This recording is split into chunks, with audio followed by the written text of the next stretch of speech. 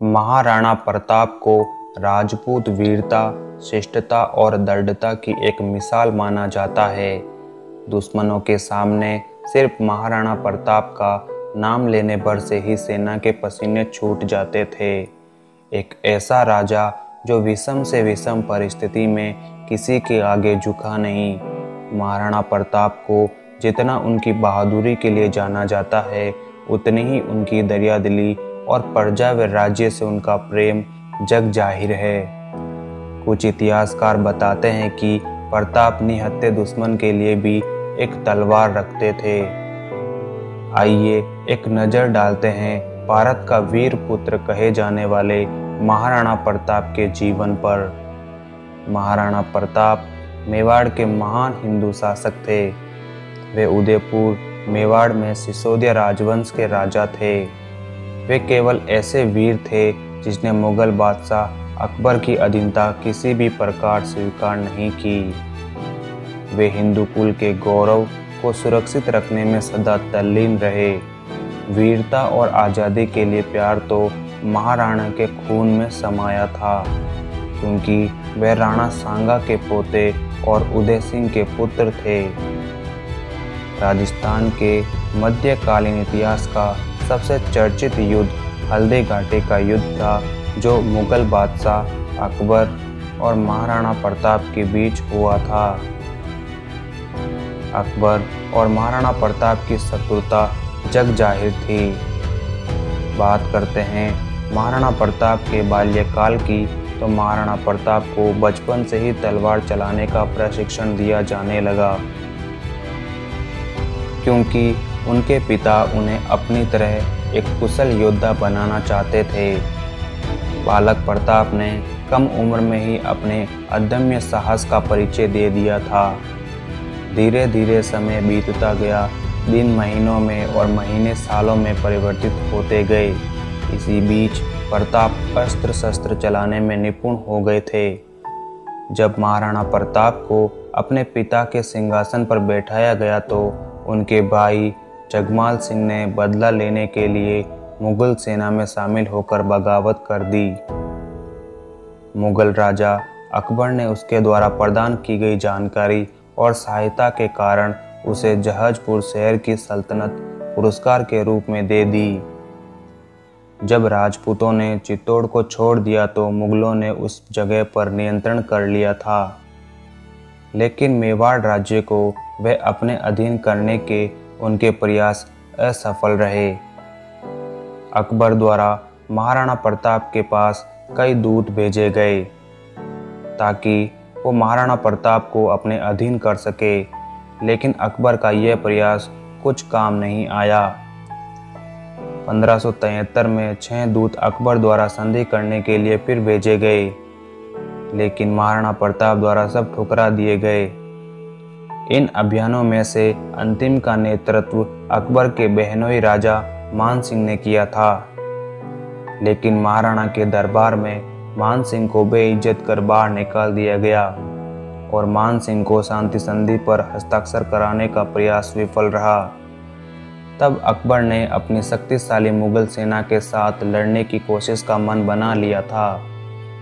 English इतिहासकार colonel James Tod के अनुसार अकबर की सेना में 80,000 सैनिक थे, वही महाराणा प्रताप की सेना में केवल 20,000 राजपूत सैनिक थे। यह युद्ध भारत के इतिहास का एक महत्वपूर्ण युद्ध था। इतिहासकारों के अनुसार इस युद्ध में न तो कोई विजय हुआ, न ही कोई पराजित हुआ। यूं तो महाराणा प्रताप के जीवन के ऐसे कई किस्से हैं जो आज भी लोगों को प्रेरणा देते हैं, लेकिन उनमें से प्रताप की ये 3 कहानियां बेहद ही प्रसिद्ध है। नंबर 1, जहां महाराणा प्रताप का जन्म हुआ था, वो किला दुनिया की सबसे पुरानी पहाड़ियों के बीच में स्थित है। हम बात कर रहे हैं कुंभलगढ़ दुर्ग की। यह किला अरावली की पहाड़ियों पर बना है। महाराणा प्रताप का पालन पोषण यहीं पर हुआ था। यहाँ पर ज़्यादातर भील जनजाति रहती थी। भील राणा से बहुत प्यार करते थे।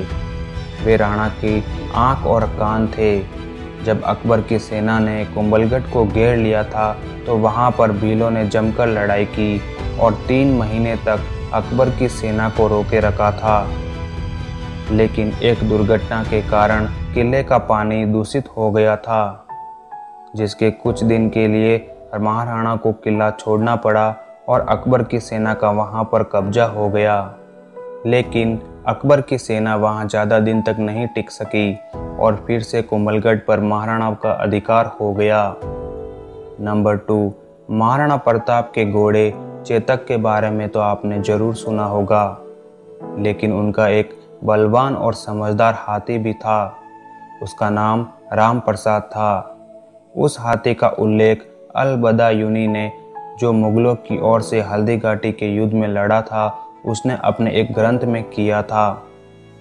वो लिखते हैं, जब महाराणा प्रताप पर अकबर ने चढ़ाई की थी तब उसने 2 चीज़ों को ही बंदी बनाने की मांग की थी। एक तो खुद महाराणा और दूसरा उनका हाथी राम प्रसाद। राम प्रसाद हाथी इतना समझदार व ताकतवर था कि उसने हल्दी घाटी के युद्ध में अकेले ही अकबर के 13 हाथियों को मार गिराया था।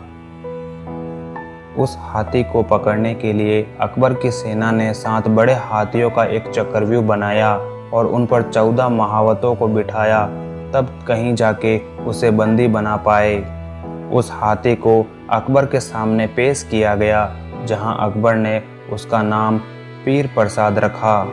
राम प्रसाद को मुगलों ने गन्ने और पानी दिया, लेकिन इस स्वामी भक्त हाथी ने 18 दिन तक मुगलों का न दाना खाया न ही पानी पिया और वो शहीद हो गया। तब अकबर ने कहा कि जिसके हाथी को मैं अपने सामने झुका न पाया, उस महाराणा प्रताप को क्या झुका पाऊंगा।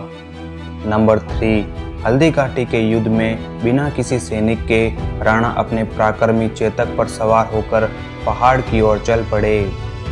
उनके पीछे 2 मुगल सैनिक लगे हुए थे, परंतु चेतक ने अपना पराक्रम दिखाते हुए रास्ते में एक पहाड़ी पर बहते हुए नाले को लांघकर प्रताप को बचाया था, जिसे मुगल सैनिक पार नहीं कर सके। चेतक द्वारा लगाई गई यह छलांग इतिहास में अमर हो गई। इस छलांग को विश्व इतिहास में नायाब माना जाता है।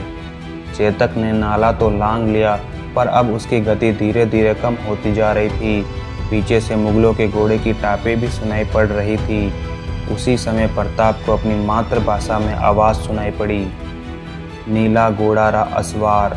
प्रताप ने पीछे पलटकर देखा तो उन्हें एक ही अश्वारोही दिखाई पड़ा और वह था उसका सगा भाई शक्ति सिंह।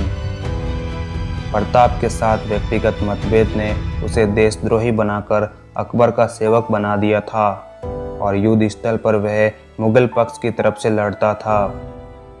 जब उसने नीले घोड़े को बिना किसी सेवक के पहाड़ की तरफ जाते हुए देखा तो वह चुपचाप उसके पीछे चल पड़ा। जीवन में पहली बार दोनों भाई प्रेम के साथ गले मिले थे। इसी बीच चेतक इमली के पेड़ के नीचे गिर पड़ा था। यहीं से शक्ति सिंह ने प्रताप को अपने घोड़े पर भेजा और वो खुद चेतक के पास रुके रहे। कहते हैं यहीं चेतक ने अपने प्राण त्याग दिए थे। चेतक ने अपने प्राण एक इमली के नीचे त्यागे थे और उस इमली का ठूंठ आज भी हल्दी घाटी में उपस्थित है। तो यह थी भारत के शूरवीर राजाओं में से एक महाराणा प्रताप के जीवन के कुछ अंश की कहानी। वीडियो को यहाँ तक देखने के लिए दिल से धन्यवाद।